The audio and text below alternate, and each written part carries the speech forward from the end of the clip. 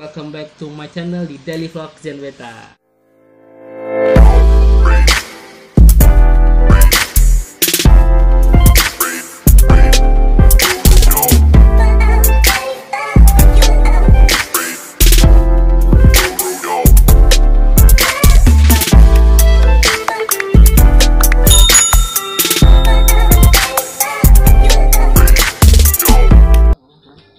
Tes 1 2 3 2 4. Apa tuh? Kode. Halo teman-teman, kali ini gue lagi di salah satu tempat kediamannya player Cupang Hias yang familiar buat gue, orangnya juga asik, terus apalagi orangnya juga murah senyum. Nah ini dia nih orangnya nih, Ice Tebito Collection. Ya, gimana, apa kabar hari ini? Baik Om J. Nah, ini sore nih kita datang malam-malam karena Nggak apa-apa, santai. Karena emang kalau malam itu lebih, kalau kata gue sih lebih intens. Ya. Oke, buat yang belum tahu, ini adalah Ice Tebito Collection aka alias Andi Suranadi. Nah, ini udah berapa lama nih main Cupang Hias? Main cupang pertama kali itu 2010. Mulai main aktif mau belajar kontes di 2011 sampai di 2013 awal stop vakum, mulai lagi di 2019. Jadi lumayan lama juga ya? Iya. Dari 2010 sampai 2013 awal. Habis itu stop sama sekali. Istirahat. Mulai lagi 2019.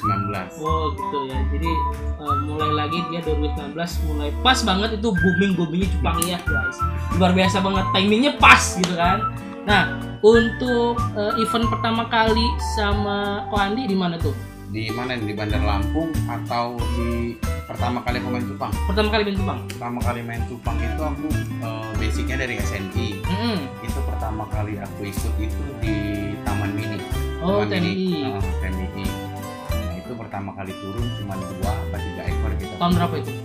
Di 2011. 2011 itu ya. 2011. Mantap guys, langsung main kesana doi.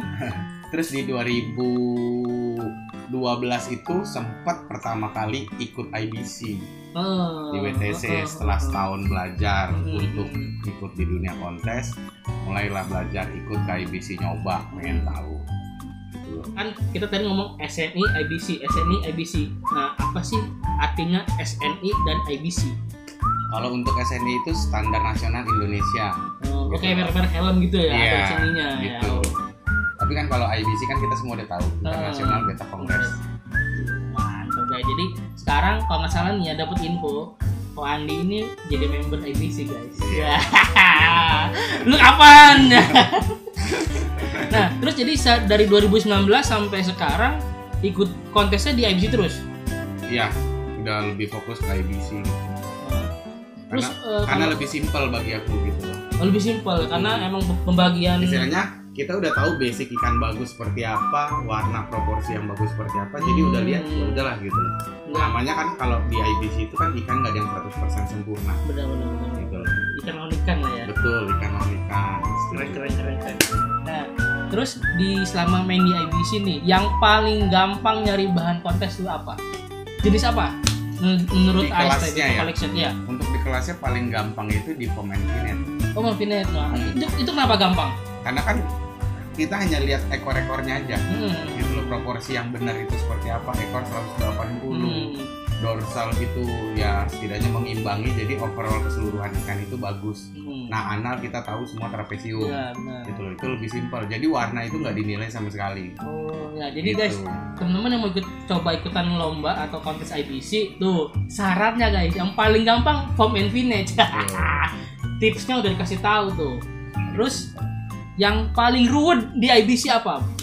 Ikannya. Ikannya yang paling ruwet untuk rawatan atau untuk apa nih? Untuk rawatan. Untuk rawatannya itu ekor panjang.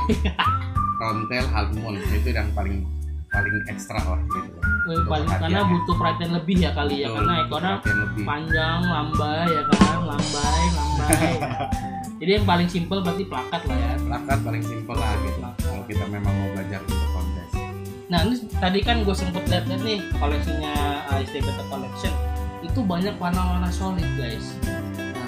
Buat teman-teman nggak tahu, IBC itu lebih mengutamakan itu naturalisasi, lebih mengutamakan natural performance ya kan, jadi lebih natural. Nah, kalau ini sebutin sih plus dan minus penilaian untuk solid. Untuk solid, biasanya kalau ini contohnya ini yang lagi ada banyak ini white platinum.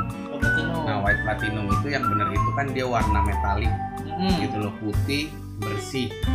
Jadi dia kalau mengkilapnya itu harus satu tone itu berarti dari ujung kepala sampai ekor-ekornya sama badan itu semua satu, gitu loh. Jadi mengkilapnya satu, nggak ada warna gitu ya. Biasanya kalau untuk size segini itu masih banyak yang kepalanya itu hilang mengkilapnya, gitu loh. Nah itu biasanya ada minusnya sendiri. Gitu.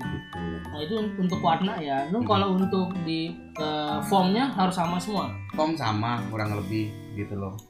Ekor harus 180 derajat, anal harus trapesium, dasi harus seperti pisau gitu. Atau tunggal lebih oke. Oh iya karena suka ada dasnya juga cabang ya. Suka cabang dua gitu. Nah kalau untuk dorsal biasanya dia poin terakhir untuk melihat proporsi keseluruhan ikan. Karena standarnya belum ada yang baku seperti kayak contoh di ekor yang benar itu 180 derajat gitu loh. Tapi kalau di dorsal belum ada bakunya ya. Gitu. Jadi teman-teman tuh itu salah satu tips untuk di solid lah. Satu lagi nih, kalau syarat-syaratnya ikan itu bisa kontes apa? Syaratnya kita harus lihat dulu warnanya itu benar. Gitu kan, misalkan kita mau ikutin ke multicolor kita udah harus tahu proporsi warna. Berarti poin bagus tuh. Minimal 3 warna. Gitu multicolor 3 warna bro. Ya, jangan di postingan multicolor 2 warna ya kan. Beda itu tuh dengerin. Jadi untuk terutama di warna badan itu harus ngeblend itu berartinya seperti cat dicampur diaduk. Gitu loh, nggak ada berbentuk pola gitu loh. Jadi memang tumpang tindih lah, itu lebih oke, lebih simpelnya. Nah di ekor-ekornya itu sama, harus minimal 3 warna dan harus kontras. Kontras itu artinya perpaduan warna terang dan gelap. Ada nggak sih kendala-kendala dalam perawatan ikan cupang kontes? Kendala? Biasanya ya karena cuaca sih ya, cuaca terus faktor kita telat ganti air. Gitu. Jadi beda dengan cupang biasa dong. Kalau misalkan cupang hias kontes apa tuh? Prepare-nya buat ngekip. Lebih ininya setiap ganti air itu ada vitamin tambahan biasanya. Iya. Ekstra deh, ada sesuatu yang plus-plusnya itu ditambahin kan. Nah, jadi biasanya kalau memang lagi fokus yang kalau buat perawatan itu kayak gini kan ada busanya nih.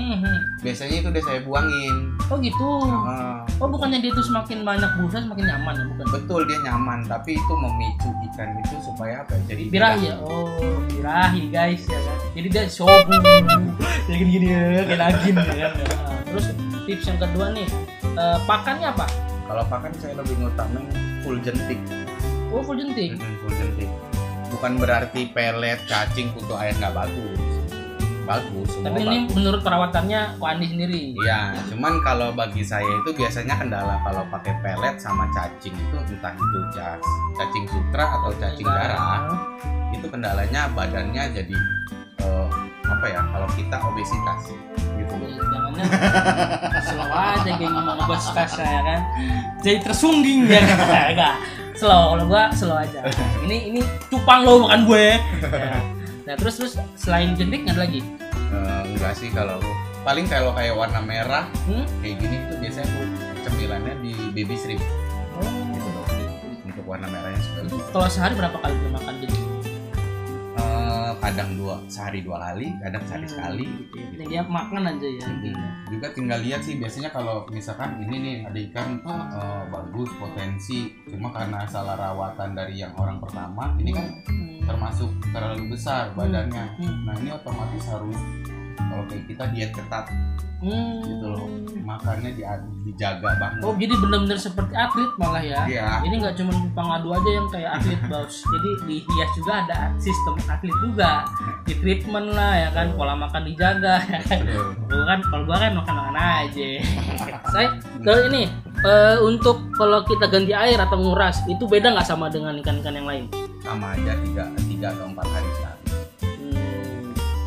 Jadi dia semakin bersih semakin bagus dia. Iya, karena kan kita miara cupang ini sama kayak miara ikan koi, jadi ngejaga kualitas airnya. Tuh teman-teman, kalau mau ikannya cakep-cakep, rajin ganti air, jangan ganti oli yang diganti.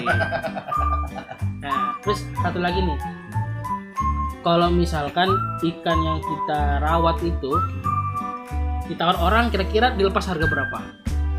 Untuk ikan cupang kontes ya yang udah dirawat dengan sepenuh hati seperti Malika. Gua nggak endorse. Ini respon cepet aja ya kan. Biasa kalau saya dan rawat dari umur baby. Kalau kayak gini saya biasanya udah progressing itu dari mulai masuk junior. Cuma kalau misalkan dia potensinya untuk main ke reguler, jadi biasanya rate-nya kalau kayak White Platinum ini saya jual 350.000. Oh, junior.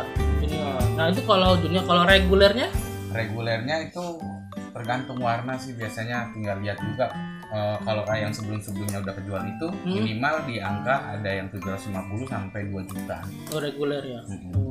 Itu untuk warna apa itu? Solid apa solid. Semua jenis ikan kontes beda-beda? Kalau aku lebih ke ini ke solid sih gitu loh. Kalau ke multi karena kan sekarang banyak. Benar-benar. Kecuali memang proporsinya oke gitu loh.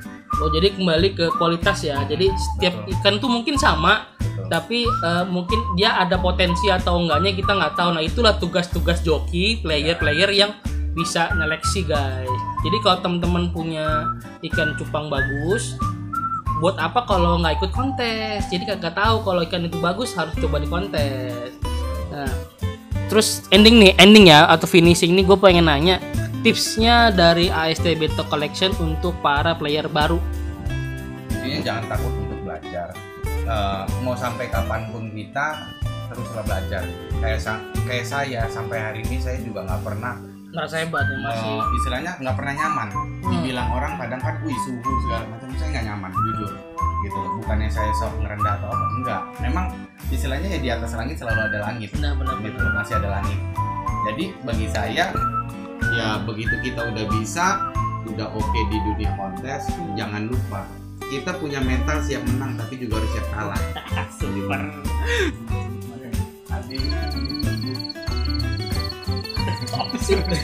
Teguh, Maria Teguh. Mahal, jadi juga paham loh ya, kalau kayak gitu. Omongannya bijak gitu. Iya, gue lagi menampung pikiran dia, coy. Besok ikan gue kontes semua nih, coy. Nah, oh iya, ini kita belum ini, coy. IG-nya apa? IG-nya AST_beta_collection. Tuh nanti yang mau lihat IG-nya atau ikan-ikannya bisa langsung follow Instagramnya. Nggak harus beli, yang mau sharing pun silakan. Misalkan punya ikan, kok ini bagus nggak gitu loh, ini masuk nggak gitu loh, ini bener nggak? Jadi yang sebenarnya sharing, saya welcome kok. Yang bikin mahal tuh ilmunya ya sebenarnya, bukan masalah ikan tuh berapa bisa dibeli ya. Betul. Tapi ilmu itu jarang loh ada yang berbagi nih. Gue dapet ilmu gratis nih malam ini guys. Ya, itu nilai poinnya. Jadi jangan pernah takut untuk belajar. Dan juga jangan lupa di cupang ikan bagus belum tentu mahal, ikan mahal belum tentu bagus. Super sekali guys. Lu ngomong apa? Andes Teguh. Jadi ini kita berkunjung malam hari guys, karena malam itu lebih sejuk, lebih intens. Lagi juga dia kan kerja juga nih Ko Andinya, jadi sempatnya malam. Jadi thank you banget udah nyiapin waktu buat kita. Semoga ilmu yang didapat nih, gue dapat ilmu nih sebenarnya guys, ilmu bisa bermanfaat. Nah, jangan lupa untuk selalu di komen, like, di share, dan di subscribe Daily Vlog Gen Beta. Oke, thank you.